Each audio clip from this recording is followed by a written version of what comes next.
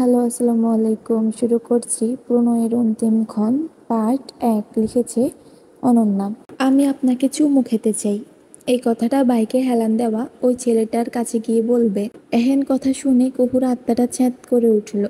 চশমাটা ঠিকঠাক করলো সে। আজই ভার্সিটিতে প্রথম দিন তার, আর আজকেই র্যাগিং এর শিকার হতে হলো তাকে। কুহু মাথার ওড়নাটা ঠিক করে নিচু স্বরে বলে উঠল, আমি পারবো না, দয়া করে আমার ফোনটা দিয়ে দিন।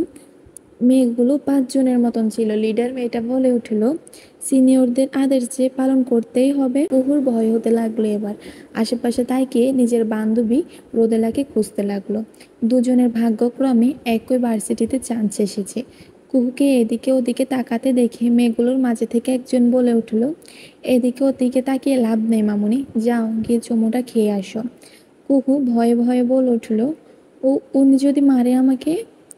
মেয়েগুলো কেমন জোরে জোরে হাসতে লাগলো এটা শুনে। একজন বলে উঠল, আরে কুল, কিছু বলবে না, কিছু বললে কি আর আমরা তোমাকে যেতে বলতাম? কুহু দ্বিধাদ্বন্দ্বে ভুগতে লাগলো। এভাবে একটা অচেনা ছেলেকে সে কি করে চুমু খাওয়ার কথা বলবে? সে বলে উঠল, শাস্তিটা কি? মেয়েগুলো থেকে একজন আরেকজনের দিকে তাকিয়ে হঠাৎ তখন তাদের যুক্ত একজন যুবক বলে উঠল, আমার গার্লফ্রেন্ড হতে হবে। কুহু তাকালো যুবকটার দিকে। চেহারাতে যেন ফুটে উঠেছে ছেলেটার চরিত্র। কুহু পেছনে ঘুরে বাইকে হেলান দেওয়া ছেলেটাকে দেখলো একবার। ছেলেটার পেছন সাইড দেখা যাচ্ছে। কুহু বুকের ধুকপুকানি বেড়ে গেল। সে কাঁপা কাঁপা পায়ে নিচের দিকে দৃষ্টি রেখে সামনে এগিয়ে গেল। ওরা সবাই বাঁকা হাসলো। এই মুহূর্তে এখানে কি হতে পারে তা সবাই জানে। কি রে আহনাফ, তোর মুখ এমন বাদরের বিষের জায়গার মতো করে রেখেছিস কেন? আদিতের কথা শুনে নাতাশার আরিফ হো হো করে হেসে উঠল, কিন্তু আহনাফের থেকে কোনো উত্তর এলো না।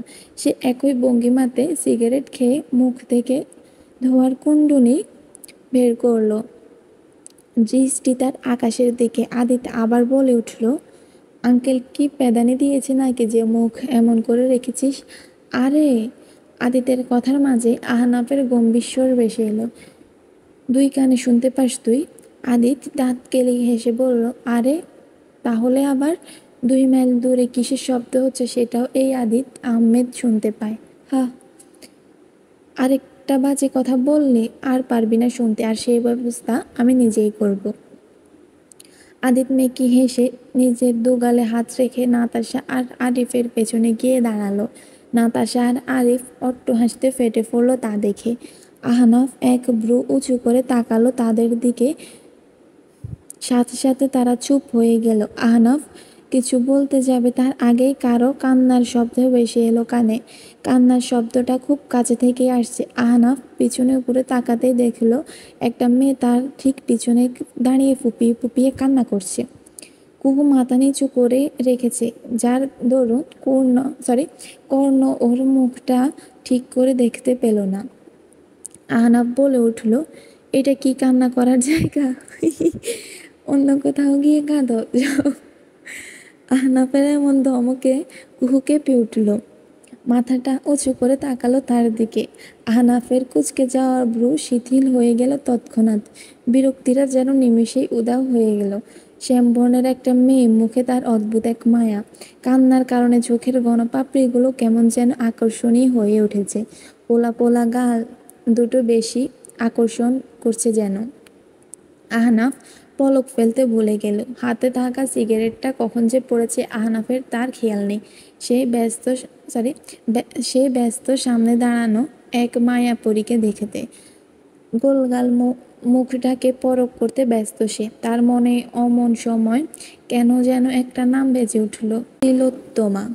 এটা কি নাম ভাই? এই নাম কিন্তু এটাই, আমি কিন্তু ভুলও পড়ি নাই, এটাই তিলোত্তমা। এদিকে আহনাফকে এভাবে তাকিয়ে থাকতে দেখে আমি আবার বলি, এদিকে আহনাফকে এভাবে তাকিয়ে থাকতে দেখে কুহুর ভয় যেন আরো বেড়ে গেল। সে আবার কান্না করে ফেলল। আহনাফের কাছে ব্যাপারটা আরো বেশি আকর্ষণীয় লাগলো। যে মেয়েটাকে কাঁদলে এত ভালো লাগে, তাকে হাসলে কতটা ভালো লাগবে। এই মেয়ে, তুমি কাঁদছো কেন? কান্না করার আর জায়গা পেলে না, এই সিংহের সামনে এসে কান্না করতে হলো। শেষের কথাটা মনে মনে বলল আরিফ। এদিকে কুহু একবার পেছনে তাকালো, ওরা এদিকেই তাকিয়ে। কুহুর ফোনটা ফেলে দেবে এমন এক হুমকি দিলেও ইশারায়। কুহু তৎক্ষণাৎ সামনে ঘুরে বলে উঠল, আমি আপনাকে একটা চুমু খেতে চাই। ব্যাস, এই একটা কথাই যথেষ্ট ছিল সবার মাথায় হাত দেওয়ার জন্য। তখন আহনাফের চেঁচানোতে অনেকেরই নজর এদিকে এসে পড়েছে। কুহুর কথা শুনে কেউ কেউ ঠোঁট চেপে হাসতে লাগলো, আর কেউ রাগে ফুঁসতে লাগলো। আহনাফকে এক দেখায় কেউ চোখ সরাতে পারবে না। স্বপ্নের সেই রাজকুমারের বাস্তব প্রতিচ্ছবি যেন এই আহনাফ। এই কারণে আহনাফকে চুমু খাবে, এই কথাটা শুনে অনেকে রাগে ফুঁসতে লাগলো, আবার অনেকেই হাসছে।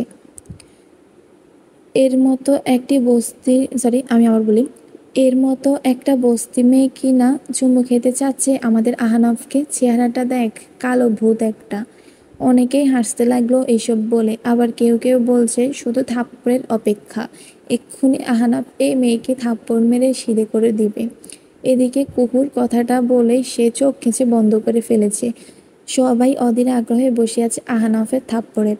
এদিকে কুহু ভয় থরথর করে কাঁপছে, মনে মনে আল্লাহকে বলছে যে এবারের মতো বাঁচিয়ে দাও আল্লাহ, বাপের জন্মে আর এ ভার্সিটিতে আসবো না। হঠাৎ নিজের গালে নরম কিছুর স্পর্শ পেতেই থমকালো সে। পিট পিট করে চোখ মেলতেই হা হয়ে গেল সে।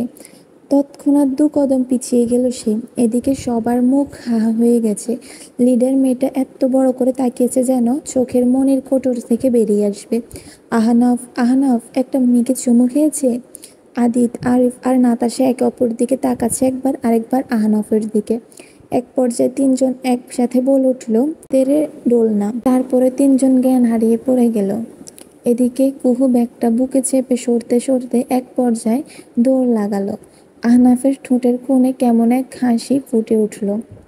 এদিকে কুহু মেয়েগুলোর সামনে গিয়ে থামলো, দেখলো তার ফোনটা নিচে পড়ে রয়েছে। কুহু ফোনটা উঠিয়ে নিয়ে একবার আহনাফের দিকে তাকালো, যার তীক্ষ্ণ নজর এখনো তার উপরেই। কুহুর বুক ধুরু ধুরু করছে। সে দৌড়ে ভার্সিটি থেকে বেরিয়ে গেল আর মনে মনে বলল, বালের ভার্সিটি, আর আসবো না আমি, জীবনেও আসবো না আমি। এদিকে কুহুকে দৌড়াতে দেখে রোদেলা বোকা বনে গেল। মাত্রই সে ভার্সিটির গেট পেরোচ্ছিল, সে চেঁচিয়ে উঠল, আরে কুহু, দৌড়াচ্ছিস কেন? কুহু এমনভাবে দৌড়াচ্ছে যেন পেছনে কুকুর না, আস্ত এক ডায়নোসর তাড়া করছে তাকে। রোদেলা নিজেও দৌড় লাগালো কুহুর পেছন পেছন। কুহু, মেরি জান, বেবি দাঁড়া। রোদেলার মুখে এমন বেবি জান শুনে রাস্তার মানুষজন অদ্ভুত নয়নে দেখলো তাকে। কিছু তাগড়া যুবক চায়ের দোকানে বসে চা খাচ্ছিল। তাদের মাঝে থেকে একজন আফসোসের স্বরে বলে উঠল, এই জন্যই আমরা মেয়ে পাই না। ছেলেটা হঠাৎ খেয়াল করলো তার হাতের বিস্কুটটা নেই। রোদেলা চেঁচিয়ে বলে উঠল, ধন্যবাদ কাকু। ছেলেটা বলে উঠল, ওই আমার বিস্কুট এটা। আর কে তোর কাকু? ছেলেটাও দৌড় লাগালো ওদের পেছন পেছন, বলতে লাগলো, চোর চোর, বিস্কুট চোর। রোদেলা পেছনে ঘুরে দেখলো যে ছেলেটা তার দিকে দৌড়ে আসছে। সে বোকা বনে গেল। সে দৌড়ের স্পিড বাড়িয়ে দিল। দেখা গেল একটা সময় সে কুকুরে ছাড়িয়ে চলে গেল। কুহু থেমে গেল, হাঁটুতে ভর দিয়ে হাঁপাতে লাগলো। রোদেলার পা কি অটোমেটিক হয়ে গেল নাকি? কুহু বলে উঠল, রোদ ব্রেক কষে। এবার রোদেলা বলে উঠল, পেছনে দেখ। কুহু পেছনে তাকাতেই দেখে ২০ জনের মতো দৌড়ে আসছে তাদের দিকে। কয়েকজনের হাতে লাঠিরও দেখা পেল সে। ভ্রু কুঁচকে এলো তার। তাদের মাঝে একজন চেঁচাচ্ছে, স্বর্ণের বিস্কুট নিয়ে গেল আমার, চোর চোর। রোদেলা বুঝলো তাকে ধরতে মিথ্যা কথা বলছে। স্বর্ণের বিস্কুট না, বালের বিস্কুট। এইদিকে কুহু বুঝলো না তারা কেন দৌড়াতে যাবে। তারা কি আর কি কিছু ভাবার আগে নিজের হাতে টান অনুভব করলো। রোদেলা তাকে নিয়ে আবার দৌড়াতে লাগলো। কুহু বলে উঠলো, বালের একটা দিন। রোদেলা বলল, ওহো, কপালটাই বালের। হ্যালো, আসসালামু আলাইকুম। কি অবস্থা সবার, কেমন আছেন? আশা করছি সবাই খুব ভালো আছেন। এই উপন্যাসটা এত ফানি, মানে আমি কি বলবো ভাই, এত ফানি। আমি কম হলেও ৩০ বার ভিডিও করছি, যেটা সত্যি কথা, মানে ভিডিওতে ভয়েস দিচ্ছি। সবাই ভালো থাকবেন, সুস্থ থাকবেন, আমার জন্য দোয়া করবেন। আল্লাহ হাফেজ।